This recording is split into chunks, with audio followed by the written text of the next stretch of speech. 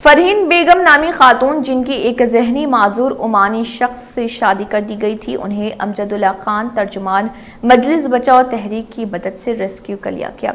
तफसीलात के मुताबिक फरहीन बेगम नामी 26 साल खातून जो गाजीबंडा हैदराबाद की साकिन बताई गई हैं, उनकी शादी धोखे से 2 एजेंटों ने मिलकर एक पागल ओमानी शहरी सलीम से शादी करवा दी थी, जिसके बाद फरहीन बेगम को इस बात का इल्म हुआ और उन्होंने इस बात की इतला अपने वालिदैन को दी, जिस पर फरहीन की वालिदा ने एमबीटी अमजदुल्ला खान की मदद से अपनी बेटी को वहां से रेस्क्यू करवा लिया। मेरे साथ जो है फरहीन बेगम है और उनकी वालिदा फातिमा बेगम है। ये लोग जो है अली नगर शालीबंडे के रहने वाले लोग हैं। इशू ये है कि फातिमा बेगम को जो है तकरीबन 6 लड़कियां हैं इनको, और फातिमा बेगम एक घर में जो है पकवान का काम करते हैं। इनके शौहर जो है इनके शौहर जो है कोई होटल में काम करते हैं, तो इनकी लड़की को ये चौथी लड़की के लिए जो है पयाम ढूंढ रहे थे। तो इस दरमियान जो है 2 एजेंट, सईद जो नवाब साहब कुंटे में रहता है, खदीर जो मुगलपुरे में रहता है, 2 लोग इनके फातिमा बेगम के पास रिश्ता लेकर आए और कहे कि कोई ओमानी नेशनल है, ओमान का रहने वाला, जो 3 जाती घर है और वहां पर गवर्नमेंट सर्वेंट है, उससे आपकी लड़की की शादी कराइए, 1 लाख रुपए महर के देंगे, शादी के लिए अलग खर्चा देंगे, आपकी बच्ची को लेकर जाएंगे, फिर बाद में आप लोग भी साल में एक बार वहां पर जा सकते हैं, बहुत ऐश में रहेंगी आपकी लड़की। बहरहाल 50 किस्म के वादे किए। वादे करने के बाद में जो है 10 नवंबर 2019 को फरहीन बेगम का निकाह हुआ। जो निकाह पढ़ाए हमारे काजी मोहम्मद खदीर साहब, जो काजी साहब है, उन्होंने निकाह पढ़ाए। निकाह पढ़ाने के बाद में जो है उन्होंने एक सर्टिफिकेट भी इशू किए। ये सर्टिफिकेट काजी साहब जो है ये वक्फ बोर्ड का नहीं दिए, बल्कि ये अपनी उनकी कुछ खजात का सर्टिफिकेट दिए। देने के बाद में ये हुआ कि फरहीन बेगम 25 दिसंबर 2020 को मस्कत गए। वहां पर जाने के बाद में ये लोग, कहीं मस्कत सिटी में नहीं है ओमान की, लेकिन किसी रिमोट एरिया में थे ये लोग, वहां पर ले जाकर बच्ची को छोड़ दिए। वहां पर जाने के बाद में ये मालूम हुआ कि जो लड़की की शादी जो सलीम नासिर अल सलीम से जिससे हुई थी, ये जो है एक पागल इंसान है, मेंटली रिटार्डेड पर्सन से लड़की की शादी कर दिए। अब वहां पर जाने के बाद में लड़की परेशान हो गई कि पागल के साथ मेरे को छोड़ दिए। फिर ऊपर से ये बोले कि ना सिर्फ इसको देखना तुम, बल्कि तुम बाहर जाना, बकरियां चराना, कारोबार करना, तरकारी बेचना, आके इसको पागल को तुम पालना। यहाँ तो वादा करे कि गवर्नमेंट सर्वेंट है, 3 घर है उसके जाती, तुम्हारी जिंदगी ऐश करेंगी, लेकिन वहां पर जाने के बाद में उल्टा बरक्स हो गया।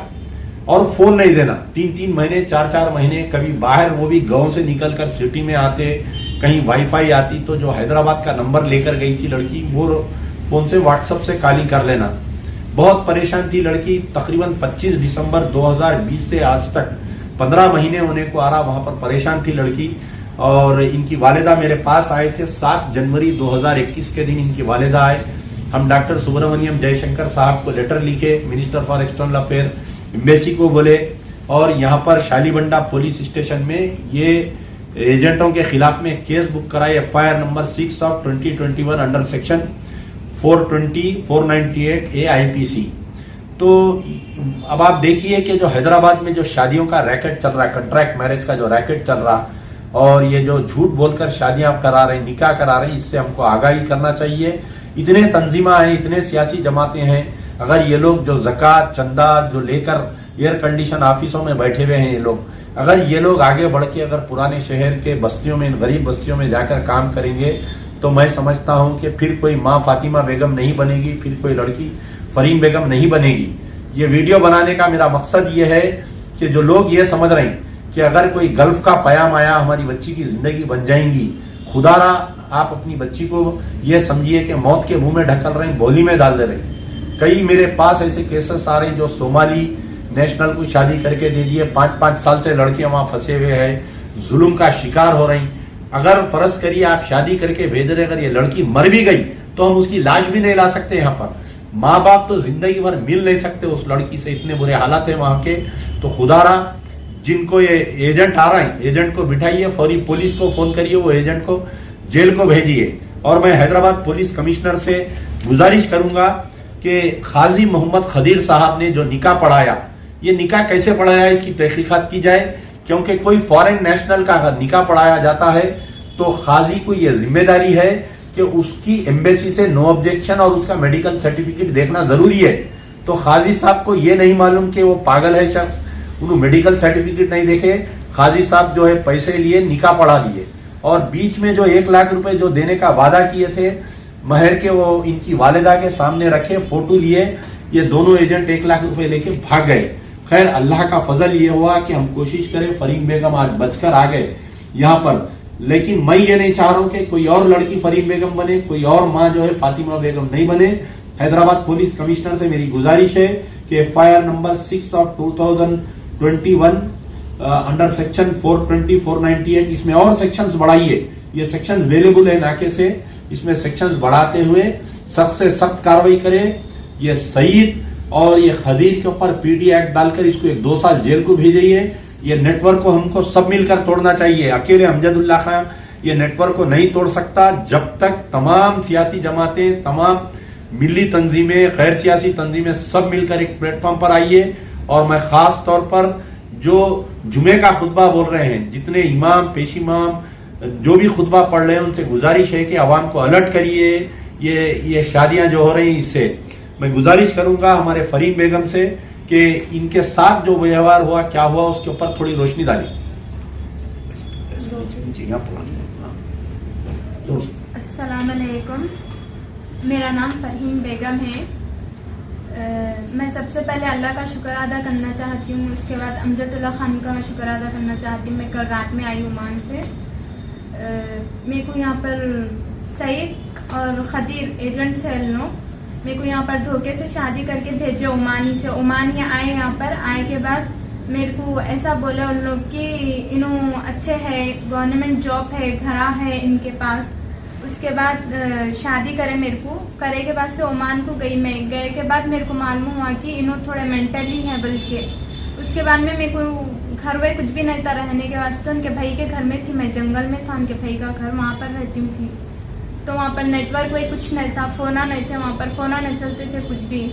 उसके बाद उन लोग घर वाले बोले कि इनको पालना, आप काम करके इनको पालना, इनको संभालना आप बोल के ऐसा बोले।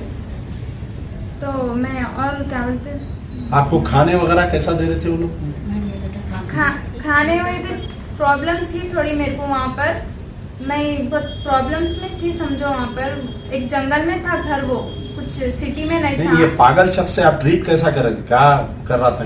क्या ऐसा पागल बना? इन्हों ऐसे पागल थे कि इन्हों रात दिन मेरे को दम कर देते थे रूम में। मतलब बहुत ज्यादा टॉर्चर हुए करते थे उन्होंने, जैसा कि काम करो, पालो, मेरे पास कुछ नहीं है।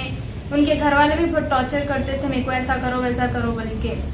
तो मैं नहीं कर सकती थी, फिर भी मैं करी थोड़ा बहुत, नहीं बोल के नहीं। 1 साल रही मैं वहाँ पर, 1 साल 5 महीने ऐसा रही वहाँ पर। कल रात में तो मैं आप क्या जो मजीद बच्चियां शादियां करके जाना चाह रहे हैं गल्फ में, उनके बारे में क्या है बोलिए? मैं हर बच्ची को, हर माँ को ये गुजारिश कर रही हूँ कि जो भी बच्चियां बाहर शादी करते हैं उन लोग सोच समझ के करिए। जैसा कि इन लोग अच्छे नहीं, मतलब इन लोग कई को शादियां करते हो तो इन लोग मेंटली रहते, इन लोग को जॉब में काम करने खदामा की जरूरत। हाँ, इन लोग को खदामा को नहीं ला सकते। खदामा को लेके आए तो इन लोग को सैलरी देना पड़ता, शादी करके गए तो सैलरी नहीं दे सकते, इसके लिए उन लोग शादी करते। तो मैं आप लोग से यही गुजारिश कर रही हूँ कि उन लोग कितनी भी लालच देने दीजिए, लेकिन शादी मत करिए।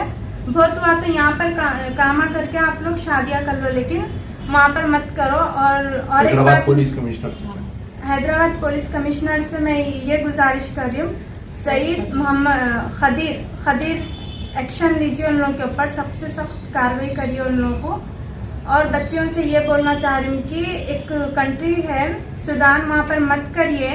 वहाँ पर एम्बेसी भी नहीं है, वहाँ पर अगर आप लोग करें तो वहाँ से नहीं आ सकते। अल्हम्दुलिल्लाह फिर भी यहाँ पर जो बच्चियाँ हैं उन लोग एम्बेसी से आ जा रहे, लेकिन सूडान आखिरी है, आप लोग मत करिए वहाँ पर शादी।